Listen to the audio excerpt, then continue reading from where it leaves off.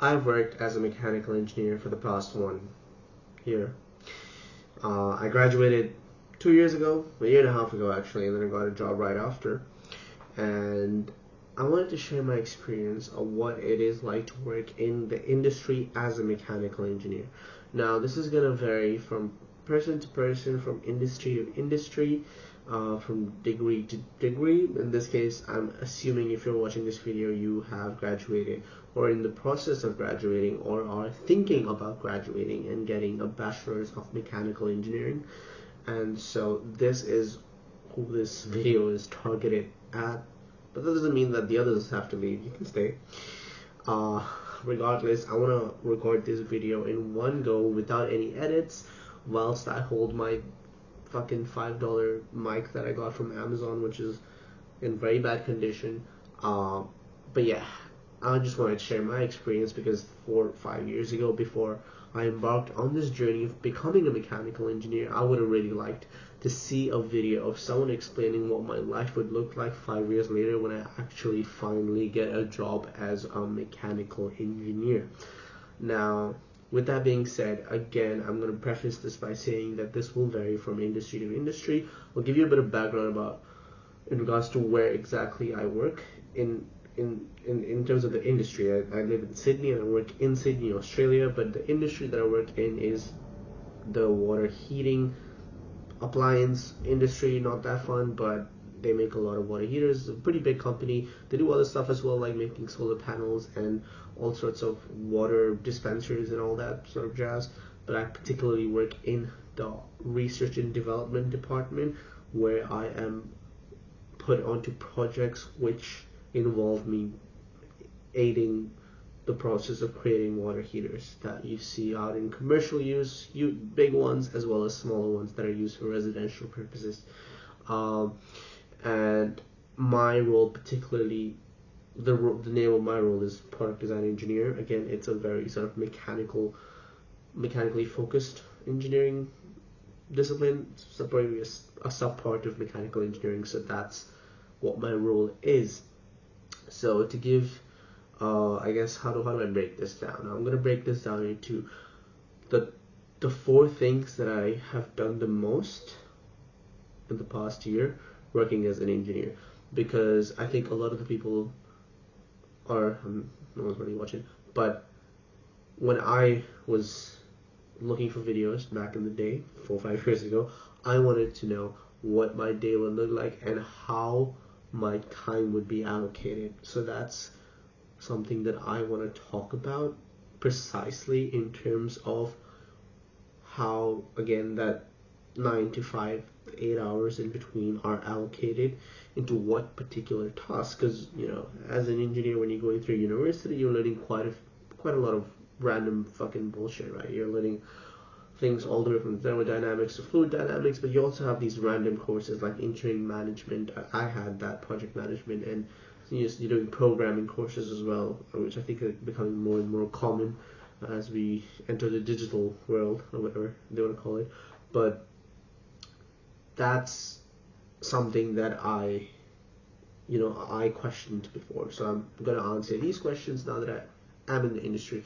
Now, again, this will change the higher, the more of a senior mechanical engineer I become. But for now, as a recent one, you can classify it as a graduate mech engineer.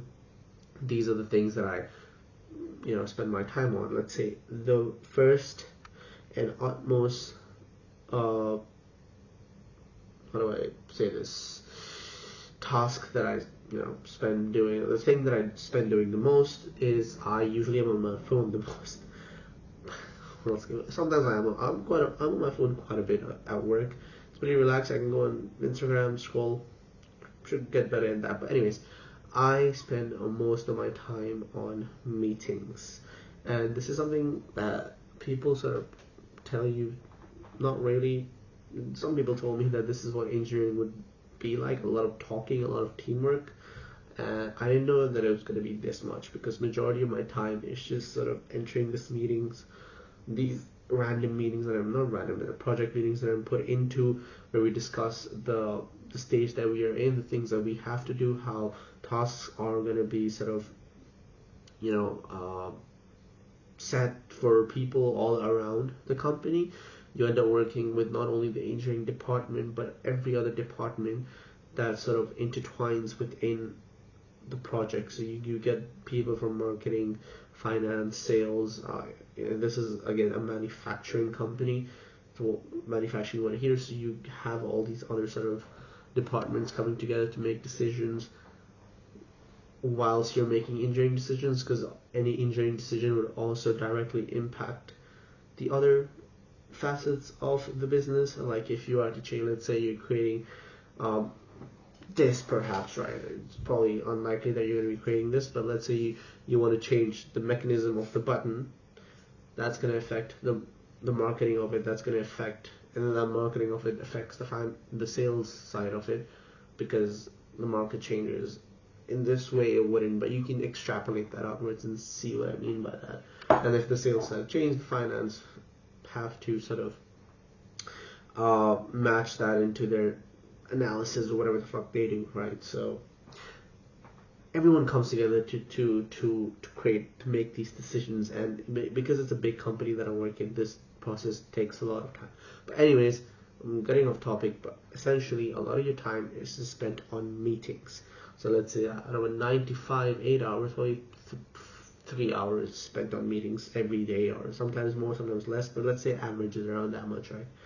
The other, I would say, more common sort of tasks that you'll be doing is CAD work. At least I do that. I work as a design engineer, so my emphasis is put on CAD design, making drawing changes, making new drawings, making drawings of parts that we have sort of prototyped by measuring them up and then replicating them in a CAD format. And then also another thing that I wasn't really aware of in university was project lifecycle management. So any drawing change you make usually goes through a software system, which allows people from all around the company, or particularly engineering, this one's more engineering focused, vote on that drawing change, because everyone has to be aware of any sort of change you make. And I know a lot of the big companies have the same system. Maybe startups don't have the sort of system where it's very or sort of a rigid system where any change you make has to be voted for people, everyone pretty much. And so not everyone, but like people who are on like a sort of change board, which are usually like the CAD team and other major managers in engineering and R&D department. And so that's something that I have to spend my time on, and that's something that I really, not the project lifecycle management aspect of the CAD, but just the CAD aspect. I do enjoy that quite a bit. Sometimes it does get monotonous, and sometimes it can get pretty boring. But other than that, it's something that I've enjoyed doing thus far. Might change. So that's the second thing. The third thing for me, again, emphasis on me, is the sort of testing products. So part of my job is when we do get like a final iteration or a prototype of a product that we're working on, in this case a water heater, testing that based on what the engineering specifications say that the product should work like. Because obviously engineering requirements are set before we even start the project life cycle. And once you finally get that product, if you test it, someone has to test it to see if the product actually meets the requirement before you can pass it on, give it a pause and start manufacturing that in scale. And this sort of testing is I think more closely related to what we learn in university. In my case, because it's water heaters, I have to sort of test particular aspects of the water heater, like the energy consumption, and there's like particular thermodynamic ratios that I have to calculate to see if it fits the criteria that we've set for it. And I feel like this is where I use the most amount of physics that I've learned in university, particularly thermal engineering, and that was interesting to me because I didn't expect to use that much of engineering concepts that I learned in my first job, but that's how it's turned out. So that's the testing part. And again, this is gonna vary from company to company, but most engineering companies who manufacture a product will obviously have this thing that they will have to do. They have to test their product before they can send it out, and usually mechanical engineers are the ones that are going to be doing that because they know the product the best. They are usually well aware of the whole project lifecycle and what all changes and what all things have been added to the product, so they are well aware of what the testing failures might look like and what the possibility of something failing is, and if something does fail, what changes can be added to mitigate those failure sort of items. That's the right word. And the fourth thing is, out of the fourth thing that I do the most, as you mentioned the three, fourth is for me the most fun is the prototyping. So sometimes we're creating, we're not. I wouldn't put this with the testing, but similar to testing in a way that you have this idea of, okay, we want to add this to the product, but how would that feel like? Would that even work? What changes would that result in the whole life cycle? And to sort of check that, you make a particular, you make a prototype. You might 3D print this item, or you might quickly draft up a CAD model, and you might send it out to a manufacturer to get it and see for yourself how that prototype fits into the whole product. Probably not the best explanation, but essentially just prototyping. Search that up, rapid prototyping. I think it's the proper name for that sort of task.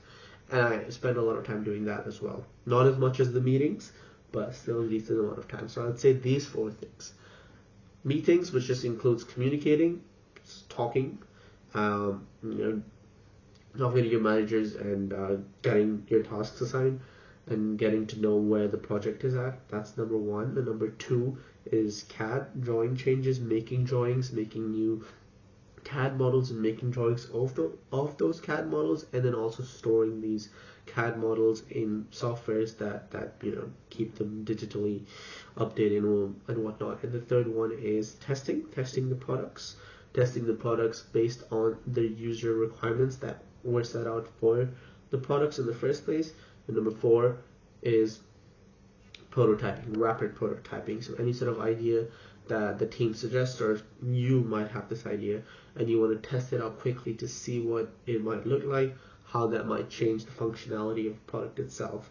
You might 3D print this particular item, or it might even be a digital thing, right? It might be a program that you write in a software engineering perspective. I don't code much in my work. Sometimes I have to, but very sort of basic Excel coding, which I wouldn't even consider coding.